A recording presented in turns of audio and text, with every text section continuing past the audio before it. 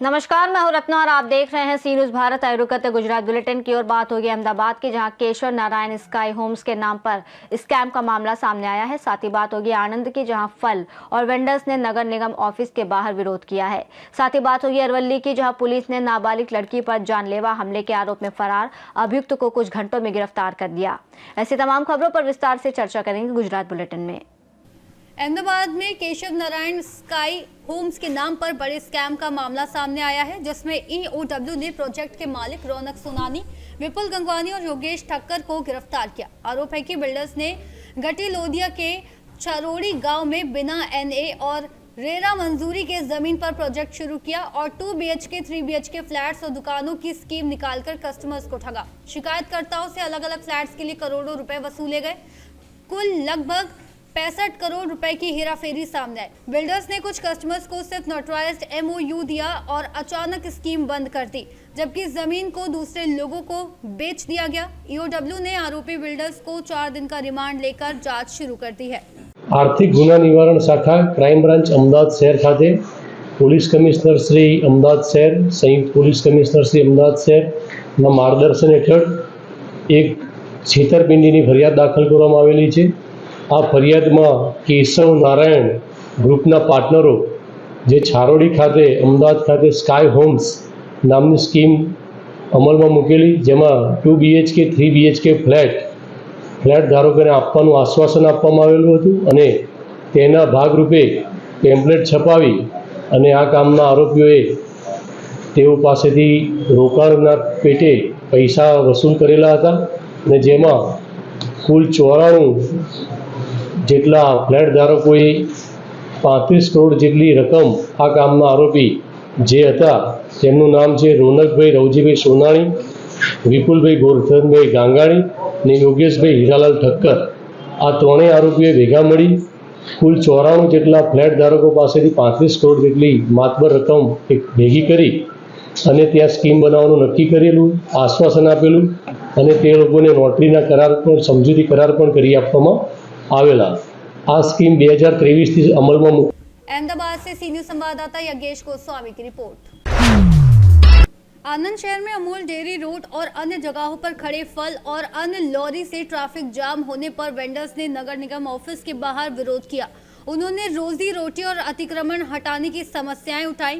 इसके बाद नगर निगम के अधिकारी आए और लॉरी हटाने के निर्देश दिए। शहर में डॉक्टर अजय कोटियाला के हॉस्पिटल के पीछे वेंडिंग जोन और लॉरी ड्राइवरों के लिए तय जगह बनाई गई। डिप्टी कमिश्नर ने स्पष्ट किया कि नगर निगम एरिया में किसी भी ट्रक को पब्लिक रोड पर खड़ा होने की अनुमति नहीं होगी और दिए गए अलॉटेड स्थान पर ही व्यवसाय किया जा सकता है। बावजूद इसके कुछ ट्रक वाले Amul dairy road, station road और वेजिटेबल मार्केट पर व्यवसाय करने की कोशिश कर रहे हैं।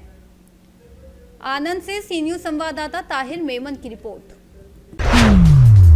मुडासा रूरल पुलिस ने पॉस्को क्राइम में सख्त एक्शन लिया है। रूरल पुलिस ने नाबालिग लड़की पर जानलेवा हमले के पॉस्को केस में आरोपी को कुछ ही घंटों में पकड़ लिया। मिदासन गांव में पेशवो नदी के किनारे हुई घटना में मौके पर पंचनामा करने के बाद आगे की कार्रवाई की गई। वहीं गिरफ्तार आरोपी महेश भाई सोमाजी को पुलिस ने जेल भेज दिया है। अरवली से सी न्यूज संवाददाता जगदीश सोलंकी की रिपोर्ट। बिलीमोरा देसरा के रज़ाई मुस्तफ़ा मदरसे का 10वां दस्तार बंदी प्रोग्राम पीर बापू सदाकत किरामों की मौजूदगी में संपन्न हुआ, जिसमें 71 लड़कों को सर्टिफिकेट और इनाम देकर सम्मानित किया गया। इस मदरसे में आधुनिक शिक्षा के साथ साथ इस्लामिक ट्रेनिंग भी दी जाती है, जिसमें गुजरात समेत अन्य शहरों से लड़के कुरान के हाफिज बनने के लिए आते हैं। हर 3 साल में होने वाले एग्जाम में 21 हाफिज और 50 तलबा नाजरा इमामत ने पास होकर अपने टीचरों को कुरान पढ़ाई, जिसके लिए उन्हें प्रमाण पत्र और इनाम प्रदान किया गया। प्रोग्राम में ऊना से पीर बापू, हिम्मतनगर से सैयद इलियास बापू बरकाती, चिकली खानकाह से सज्जादा नकीब बाबा कादरी और सूरत से सैयद निजामुद्दीन बाबा चिश्ती मौजूद थे।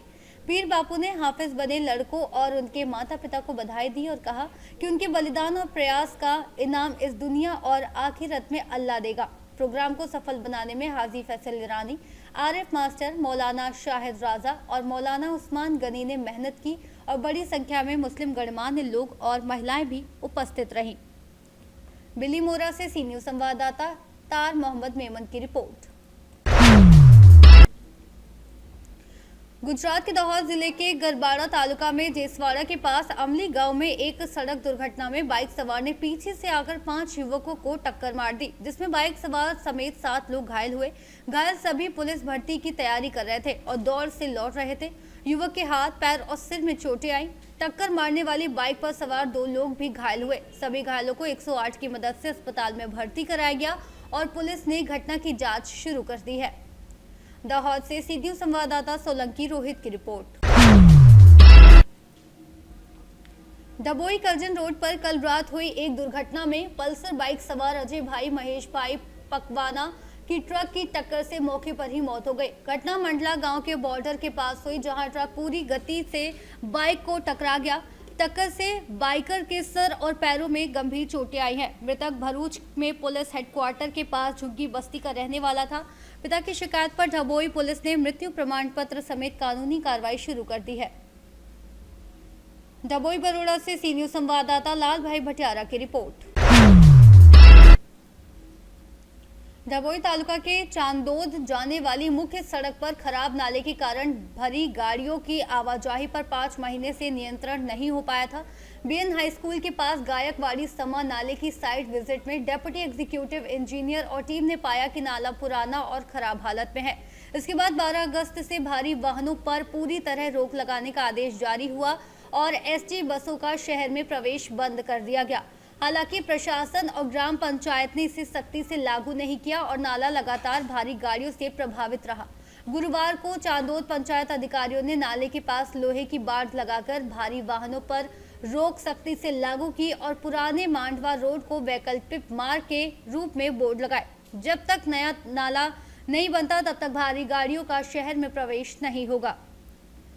डभोई बरोड़ा से सी न्यूज संवाददाता लाल भाई भटियारा की रिपोर्ट।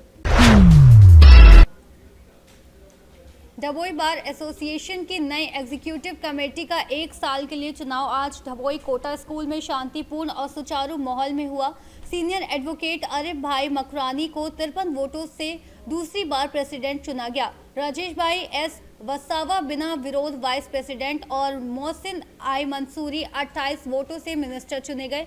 अनुज जे बारोट, मुदस्सर एम सलाद, जागृति एम शाह और ममता एल वसावा बिना विरोध ट्रेजर चुनी गई। अधिकांश ऑफिस बेयरर बिना विरोध चुने जाने के कारण चुनाव आसानी से संपन्न हुआ। नए प्रेसिडेंट आरिफ मकरानी ने वकीलों के सहयोग और भरोसे के लिए धन्यवाद दिया और एसोसिएशन की एकता और वकीलों के हितों के लिए काम करने का संकल्प जताया। चुनाव प्रक्रिया चीफ इलेक्टोरल ऑफिसर की अध्यक्षता में शांति और सही तरीके से पूरी हुई।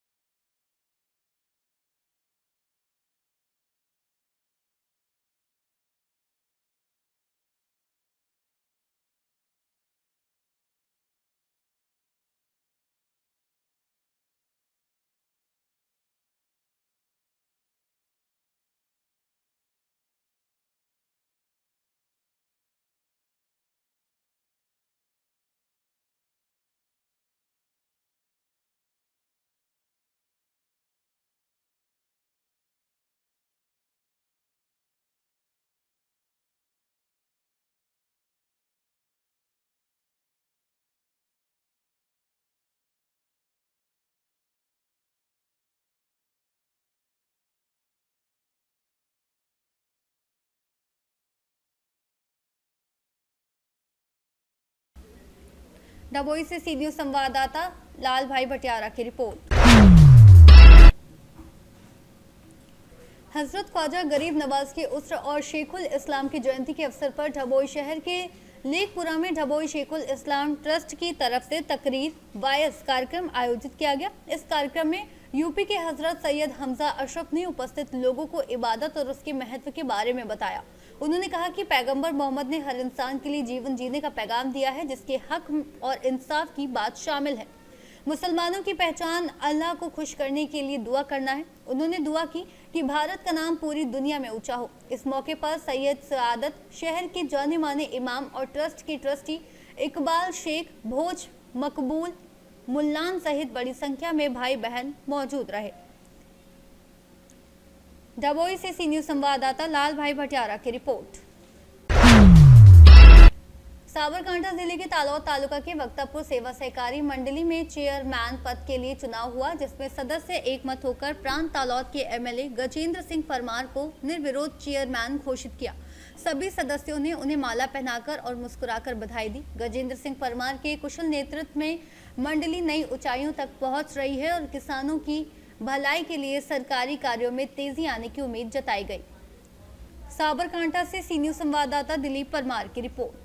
बुलेटिन में फिलहाल इतना ही। देश और दुनिया की तमाम बड़ी खबरों के लिए देखते रहिए सी न्यूज़ भारत।